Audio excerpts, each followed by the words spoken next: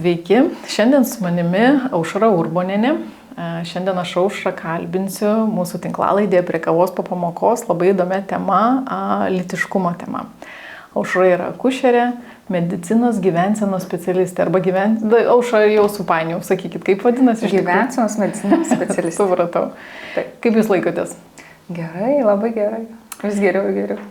Aušra veda lytiškumo pamokas, lytiškumo užsiėmimus mokyklose. Ir man labai įdomu, Aušra, jūs pakalbinti. Pradėkim tokios nuo nedidelio konteksto. Kuriom klasėm reikia lytiškumo pamokų arba jos rekomenduojamos kurioms klasėms?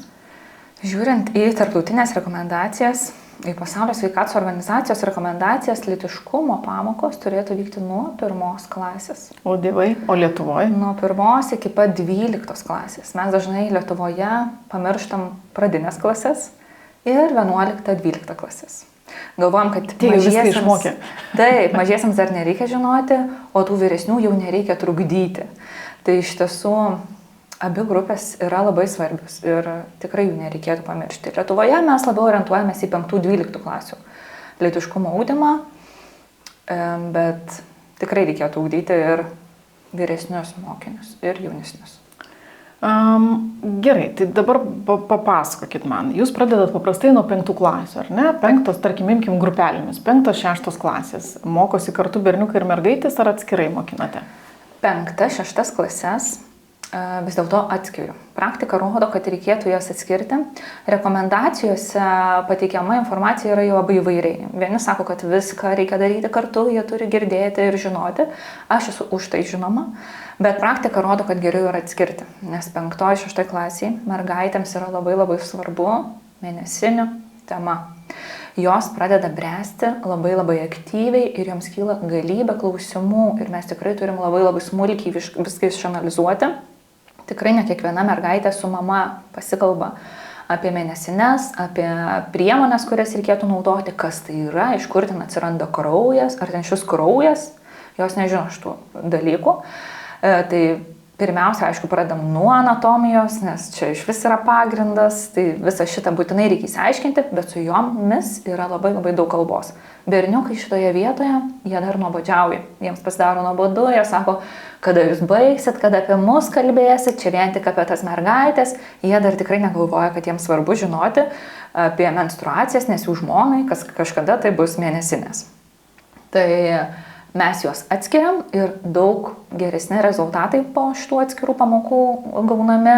Mergaitės gauna labai daug informacijos, berniukai šiuo atveju tikrai sužino labai labai daug apie save, apie savo lytinius organus, apie tai, kas yra erekcija, jiems tai yra labai svarbu, kas dažnai yra nejauku girdėti mergaitėms. Jiems dar nėra tai labai aktualu. Mes, aišku, pakalbam apie viską bendrai, apie abiejų lyčių anatomiją, bet visas pagrindas vyksta atskirai. Nuo 7 klasės iki pat 12 mes turim jau viską kartu, kalbamės kartu, nes sakom, kad dvi lytys jos yra neatsiejamos visą gyvenimą. Yra moteris, yra vyras, yra reprodukcija, taip, nėštumai, vaikų gimimas, tai vis dėlto reikia kalbėti kartu. Būtinai. Gerai, o iš bendros praktikos, ar ne? Pavyzdžiui, lytiškumo tema, aš turiu 3 vaikus ir dabar labai nejauku pasakyti, kad aš apie lytiškumą esu kalbėjus labai nedaug. Su mergaitė daugiau, su berniukais mažiau. Ar tėvai kalbasi su vaikais apie lytiškumą, apie lytinius santykius, kontracepciją, nežinau, visą platų spektrą? Taip, statistiškai aš sakyčiau, kad kalbasi mažiau nei 1% tėvų apie mus visus mokinius, o savo patirtį jau skaičiuoju 1000 mokinių. Tai ta statistika tokia, sakyčiau, nemenka ir tikrai labai labai mažai tėvų kalba apie lytiškumą su savo vaikais. Nesmagu? Jiems yra nejauku, jie neturi žinių.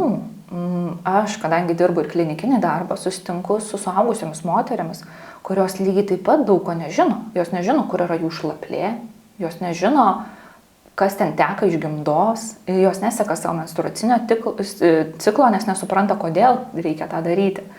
Tai natūralu, kad jos pačios negali mokytis savo vaikų tinkamai. Ir šiuo atveju tikrai nebūtų gėda kreiptis į specialistus ir paprašyti, kad kažkas kitas apie tai papasakotų. Iš kitos pusės, Kai mes kalbame apie lytiškumo ugdymą, dažnai tėvai įsivaizduoja, kad tai yra sekso pamokos. Mes mokinsim dabar vaikus, kaip mylėtis, jau nuo 1 klasės. Tai čia yra labai klaidingas suvokimas. Iš tikrųjų turim didžiulę lytiškumo ugdymo programą. Šiuo metu jinai yra integruota į gyvensenos įgūdžių programą ir ten yra labai daug aspektų. Tikrai lytiniai santykiai sudaro labai mažą dalį visos programos. Tai gerai, tai tėvai nekalba su vaikais apie lytiškumą, ar ne? Įprastai nekalba. Tai, žodžiu, kažkas vis tiek suaugęs turėtų prižiūrėti šitą reikalą. Taip? Tai tada mokyklose yra atsakingas žmogus. Jūs labiau susidūrus šitoje vietoje. Koks būna šito žmogaus išsilavinimas? Ką turi mokėti, ką turi būti baigęs, kokios turi būti žinios, arba ką reikia žinot, kad galėtum, ta prasme, labai tiksliai, aiškiai atsakyti vaikams, remdamasis ne tik savo, nežinau, kažkokiu supratimu, bet taip iš klinikinės net pusės. Taip, čia yra nuostabus klausimas, labai geras. Kaip jūs pasakėt, tas žmogus turi būti kvalifikuotas, jis turi žinoti atsakymus, nes mokinys, jisai kreipiasi į mokytoją su klausimu ir mokytojas tai jau tikrai yra tas žmogus, kuris į jį atsakys teisingai. Bet mes šiuo atveju turim tą suaugusį, tai gyvensenos įgūdžių specialistą. Mokykloje mokytoją, kuris turi išmanyti visas temas, absoliučiai visas savo dėstomas. Jisai eina į mokymus, įvairius kvalifikacijos kėlimo kursus, bet jis, mano nuomonė, negali išmanyti visų temų visiškai grinai, pilnai. Tai tam žmogui vis dėlto turėtų būti negėda pasakyti, kad aš nežinau šiuo atveju atsakymą į tavo užduotą klausimą ir sužinoti tą atsakymą, informuoti mokinį, kad aš tau pateiksiu tą atsakymą ir tikrai nepamiršiu ir sužinoti ir pasakyti. Tai šiuo atveju lytiškumo mokyklose moko gyvensenos įgūdžių mokytojai. O būna, kad, aš neklausiu, ar būna, žinau, kad būna. Jūs kreipiasi mokyklos, valdybės ir sako, Aušra, atvažiuokit, arba reikia mokymo, kada jie skambina, kada atsitinka kažkokia tema, ar skambina planuodami metus į priekį ir galvodami, kad visiems mūsų mokiniams reikia pamokų. Tai va čia mano svajonė, kad vyktų viskas nuosekliai ir kad tai nebūtų tiesiog svečias mokykloje tada, kai vyksta nėštumas, kai mergina pradeda gerti savo mamos kontraceptikus ar kai kita įvyksta kažkokia ekstra situacija ir tada dažniausiai aš gaunu skambutį, kad mums reikia labai greitai visko. O iš tiesų labai norėčiau, kad tai vyktų nuosekliai, kad išgirstų tai kiekvienais metais, kiekvienas mokinys, nes iš tiesų negėda yra kviesti specialistus, negėda yra kviestis konsultantus ir kartais ir tom mokytojom būna labai įdomu paklausyti, nes jos visus metus turi integruoti tą informaciją ir galbūt kai kurios temos tikrai persipina, kaip patyčios ar tarpusavio santykių kūrimas, tai tikrai jos daug informacijos pasiema per tas pamokas ir pritaiko savo kasdieniniame darbe. Gerai, dabar ką nors papasakokit mums, pavyzdžiui, mitai. Vaikai turi mitus kažkokius, ar ne? Arba ko jie įdomiai, ko nors jūsų klausia netikėtai. Neįdomi, ta prasme, kažkoks būna netikėtumo faktorius pas jūs. Yra mitų, kurios turi vaikai? Yra ir labai daug. Ir aš kažkaip vis save pagaunu, kad aš vos suspėju bėgti paskui tuos įvairiausius trendus, kas ten vyksta ir apie ką man reikia pakalbėti. Tai žiūrėkit, vieną dieną jau sextingas vyksta, jie ten siuntinėjasi savo intymias nuotraukas vienas kitam, kitą dieną AliExpress'e įvairius intymi įranga atrandama ir jiem pasidaro labai įdomi ir aš atrodo vos spėju užkabinti ir papasakoti ir atrasti, apie ką čia mums dabar reikia pakalbėti, kuo jie gyvena. Tai iš tiesų aš beveik kiekvieną pamoką, kai tik tai turim laiko, suspėjam, darau slaptus klausimus ir atsakymus, klausimai būna iš mokinių, atsakymai iš manęs ir tikrai sulaukiu labai įdomių klausimų, kur atrodo jau niekas negali nustebinti, bet vis dėlto labai nustebina. Tai net nežinau, ar čia reikėtų dabar konkretizuoti tos klausimus. Bet yra tokių temų, ar ne, kurie neišdrįsta paklausti ir, ta prasme, net specialisto garantuotai tėvam nepasako.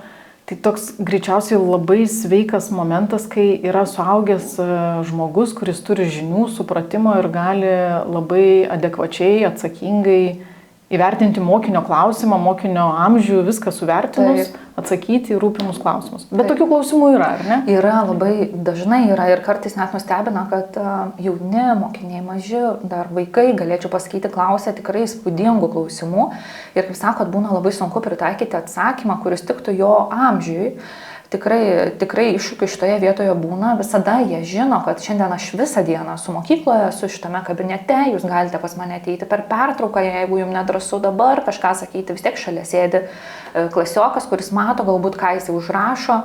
Tai būna tokių, kad ir ateina intymiai paklausti kažkokio tai ypatingo dalyko, nors atrodo mes tą aptarėm per pamoką, bet arba žmogus neišgirdo, arba jam atrodo, kad jo situacija labai individuali.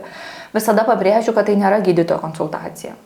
Ir tikrai buvę ne vieną kartą, kad išgirdus tą klausimą, nukreipi mokinį pas gydytoją, paskui, kad jūs būtinai turite pasakyti savo mamai apie šitą problemą ir turite kartu nueiti pas gydytoją. Nereikėtų numoti ranką. Tai nėra normalu ir aš negaliu jums dabar atsakyti į tai, ką daryti.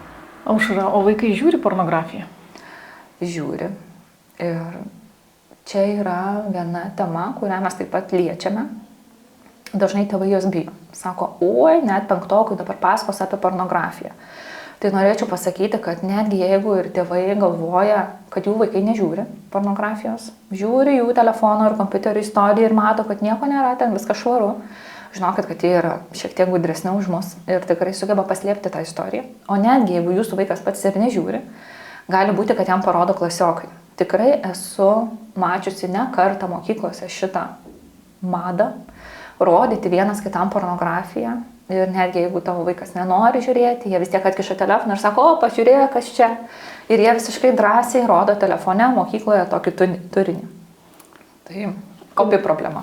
Gerai, o ką reikia vaikam apie pornografiją? Ką jūs aiškinat? Kas ten, žinot, mes kaip ir suaugę suprantam, priklausomybė, negerai, ne ten darbas ten žmonių yra, ar ne? Tėvai neišdrįsta, mokytoja greičiausiai ta, kuri nuolat dirba mokykloje, irgi ne visai jauku apie tai kalbėti. Taip. Jūs ateinate ir ką jūs sakote apie pornografiją? Taip, tai dar paminėt vieną labai gerą dalyką, kad aš nesu ta mokytoja, kuri esu kiekvieną dieną mokykloje ir kad mokiniai manęs nemato. Šitas labai patogu, žinoma. Taip, aš jiems dažnai pasakau, kad žiūrėkit, mes nesustiksim dar bent metus, jūs drąsiai galite visko klausti manęs.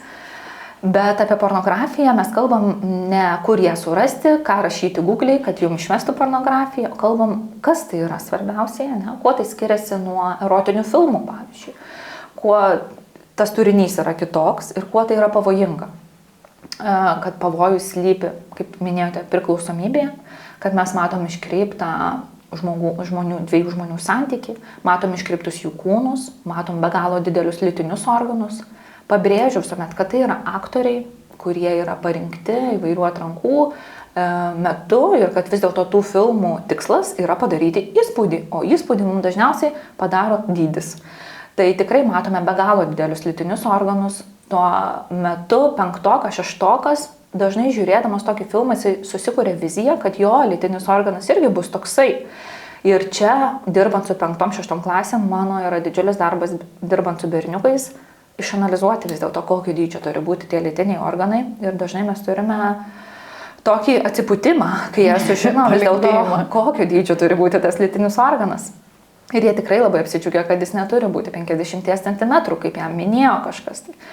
Tai tikrai pavojų ten yra daug. Mes turime nuogus kūnus, mes turime be galo didelį ilgą lytinį aktą, turime įvairius garsus, kurių dažnai neturime realiame gyvenime. Turim priklausomybę, nes mums reikia vis didesnio ir didesnio įspūdžio, norim kiekvieną dieną žiūrėti, nes tai mus jaudina.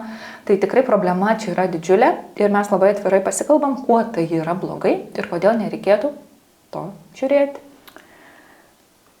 Vis girdisi, ne tai kad vis, bet žiniasklaidai kartais pasirodo tėvų pasipriešinimas, ar ne? Kartais jie kažkodėl tėvai prieštarauja lytiškumo pamokom. Tai čia jūs, kaip minėjote, galvoja, kad čia yra tik apie seksą pamokos. Kame čia baimė tėvų? Kodėl yra galvojama, kad jeigu nekalbu, bėdos nėra, ar ne? Taip, tai jie daugiausiai galvoja būtent taip, kad čia yra tiesiog sekso pamokos ir apie ką mes kalbėsime, apie orientaciją. Dabar susėsime ir bandysim pakeisti orientaciją vaiko. Tai iš tiesų tai yra įtraukta į programą ir mes apie orientacijas kalbam, žinoma, be abejonės, kalbam apie toleranciją orientacijoms įvairioms, kalbam, kokios jos gali būti, Bet mano pagrindinė žinia yra ta, kad mums nereikėtų pamiršti, kad vis dėlto yra ir ta tradicinė orientacija. Nesusikoncentruoti į netradicinės orientacijas. Taip mes kalbam, kad tai yra normalu. Bet vis dėlto tą žodį tradicinė, netradicinė mes dar turime šalia. Ir ką aš labiausiai visada noriu pabrėžti mokiniams, kad jiems nereikia dabar apsispręsti. Kad jiems nereikia niekam pasakyti, pranešti, parašyti Facebook'e, pasikeisti kažkokį tai statusą, pasakyti mokytojai, kokia dabar yra jo orientacija ir visiems tai paskelbti. Ne, nes mes žinom, kad paaugliai tikrai yra labai nepastovus. Mums patiems suaugusiems įvairios mintis lenda į galvą ir jos ne visos turėtų būti ištartos garsiai. Taip ir paaugliams tikrai visokių minčių ateina į galvą ir gali būti, kad jie nuspręs, kad jų orientacija vienokia arba kitokia, bet svarbiausiai, kad jie neužsiciklintų, nes visada sakau, jūsų orientacija gali keistis ir rytoj, ir šiandien, ir po metų, ir kai busit 60 metų, jin gali pasikeisti. Tai jums tiesiog nereikia dabar niekam pranešti, kokia jinai yra. Aušra, idealiu atveju, kaip mokyklose atrodyti turėtų lytiškumo pamokos, kokiu dažnumu, kokio amžiaus vaikam, tokį trumpai mūsų pafantazuokim, kaip būtų gerai. Aš manau, kad vis dėlto turėtume mes nuo 1 klasės turėti lytiškumo ugdymo pamokos. Atsiprašau, o ką mokinti pirmoką, gerai? Nu, tai aš dabar bus mamas, taip, normali tokia. Ko ten kalbėti? Anatomija, mūsų kūnas, santykis su kitais žmonėmis, draugystės, į lytiškumą labai labai daug įeina, beje, tas pavadinimas toks labai pas mus sukonkretizuotas. Žiūrint užsienyje, kaip yra vadinamos šitos pamokos, tai mes turim netgi lytiškumas ir šeimos planavimas, lytiškumas ir santykiai, lytiškumas ir bendravimas ir santykių kūrimas, įvairiausių pavadinimų. Kažkaip lytiškumas paimtas tas žodis, kuris atrodo neapima bendravimo, santykių, patyčių, savo kūno gerbimo ir pažinimo. Tai pirmiausiai su mažiausiais vaikais mes kalbame apie kūną, apie intymes zonas, apie vietas, kurių neturėtų liesti svetimi žmonės. Ką daryti, jeigu vis dėlto tave kalbina ir tave liesti nori kažkoks svetimas žmogus. Galbūt tave tiesiog mama nusiuntė pas kaimyną cukraus paskolinti, bet tas kaimynas paprašė prisėsti, padarė arbatos ir kol jisai pila tą cukrų, tave pradėjo glostyti. Ką daryti tada tam vaikui? Tai iš tiesų tokie paprasti dalykai, kurie niekaip nepersipina nei su lytiniais santykiais, nei su orientacija, nei su pornografija. Tikrai ne. Kiekvienai amžiaus grupiai turinys yra absoliučiai pritaikomas, bet su jais tikrai yra apie ką pakalbėti. Tai žodžiu, kalbam nuo 1 iki 12 klasės. Paprastai jūs kviečia kartą per metus? Taip. Kartą per metus. Kartą per metus mes turime 2 akademinės valandas su kiekviena klase. Dažnai pastebiu, kad vis dėlto norima kažkaip optimizuoti tą procesą, labai sunku suderinti. Jūs mokat greit kalbėti, taip? Moku, bet kartais net oro pritrūksta, nes noriu, atrodo, tiek daug pasakyta, dar kai jie pradeda klausinėti, tiek daug dar lieka neišsakyta. Tai būna kiti mokiniai net nuskamba skambutis ir jie sako, dar mes liekam, dar pakalbėkim. Tai tikrai būna smagu, iš tiesų bent kartą per metus labai norėčiau, kad kiekvienas mokinys išgirstų kažką apie lytiškumą, nes informacija keičiasi, o labiausiai keičiasi jų poreikiai, nes 5 klasėje jiems rūpėjo vieni dalykai, 12 klasėje jiems jau labai konkrečiai rūpi kontracepcija, lytinių kelių plintančios ligos, pirmoji lytinių santykių patirtis, mes kalbame absoliučiai apie visai kitus dalykus ir klausimai ateina visiškai kitokie. Tai kartą per metus būtinai reikėtų susitikti ir drąsiai pasikalbėti. Aušra, reikia edukuoti tėvus? Tėvus mokyti reikėtų, bet galbūt aš labiausiai norėčiau, kad nuo tėvų nebūtų nuslepiama ar kažkaip nutylima, kad vis dėlto vyks mokykloje lytiškumo ugdymo pamoka. Taip, jos yra integruotos į bendrą programą ir jos dažnai vyksta tiesiog rutiniškai, atrodo, oi, čia nereikia pranešti specialiai, kad šiandien mes šitą temą turėsime. Bet matom, kad visuomenėje yra labai didelis priešiškumas ir vis dėlto informuoti reikėtų, nes kai kurie tėvai nenori, kad jų vaikai girdėtų apie tai.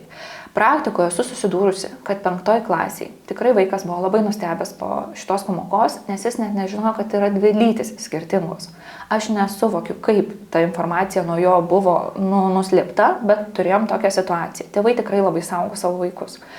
Bet žiūrint į normalią situaciją, aš manau, jeigu tėvas yra informuojamas, tėvai arba globėjai, informuojami, kad šiandien mes turėsime lytiškumo ugdymo pamoką, jie gali paskatinti savo vaiką, pagalvoti, ko jie norėtų paklausti, kas jiems yra svarbu. Galbūt pasiūlyti, kad čia mums čia ne visai drąsu kalbėtis, bet rytoj tu turėsi specialistę savo mokykloje. Drąsiai viską klausk, viską įsiaiškink, gali ir po pamokų dar paklausinėti, jeigu tik tai nori.